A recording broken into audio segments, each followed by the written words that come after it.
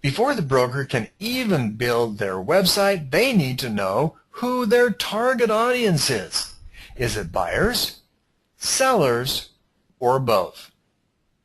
Well, now, while the answer is both, the better answer is primarily buyers, with some features for sellers.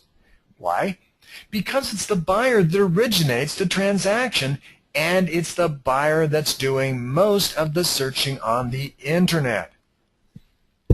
This being said, the next question is, what is the most effective and responsible tool to implement on the website? Well, NAR again gives us this answer here. In study after study, they show that the number one thing that the buyer's looking for are properties. Following this is information about the communities, and the bottom line is that most buyers are looking for Search the MLS or Search All Properties. This being said, it's no longer enough to just deliver a long list of properties that meet the requirements of the public's interest. Nowadays, the broker must provide much more to be competitive and to garner trust and confidence from the public. As has been shown with the UIR website, map searches with pinpoint listings, school districts, zip codes, shopping, and more, these are a part of what the public can now demand. The easiest way to provide this feature for the buyer is to be able to use your local MLS data in the form of IDX, Internet Data Exchange. At last count, the Salt Lake Board alone has a list of 60 different third-party IDX companies that can access their database of listings to be shown in full detail. In fact, the data can be set up such that all the company's listings are shown in full detail and all other company listings with full detail except no listing contact information.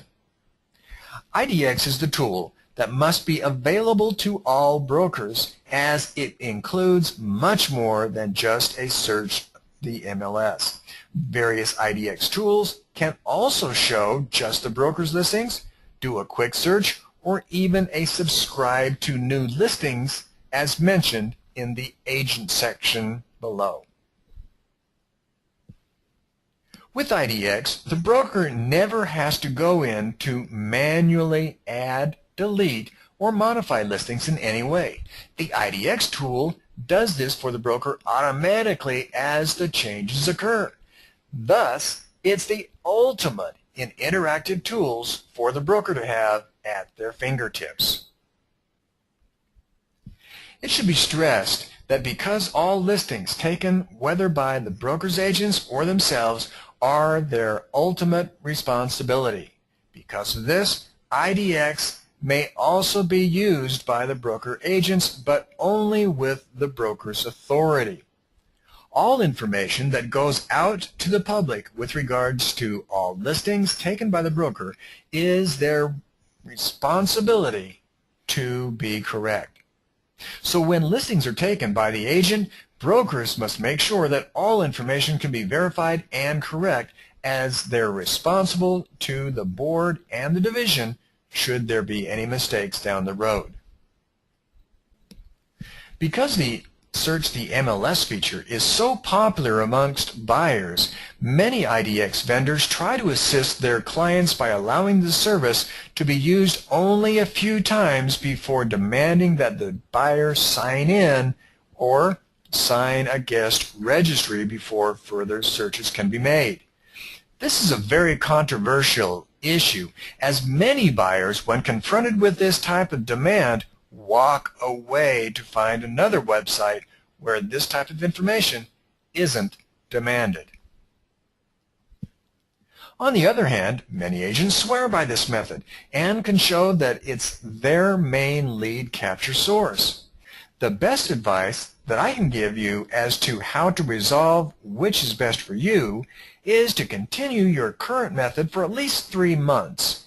Then switch to the other method for 3 months and compare which brought you the most leads. In addition, you can compare the bounce rates over time as well. If you change to requiring a sign-in and your bounce rate skyrockets, you'll know that your buyers don't particularly like this feature of yours.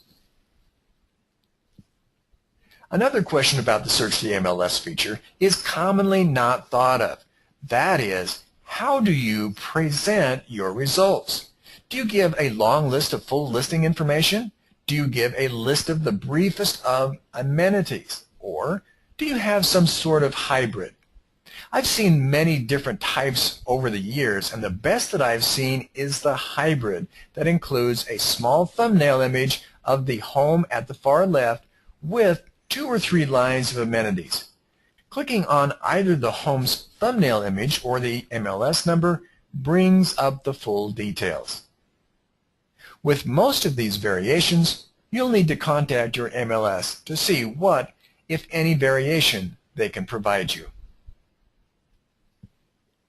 Many times the answer is the map search in the form of a mashup that we'll be talking about next.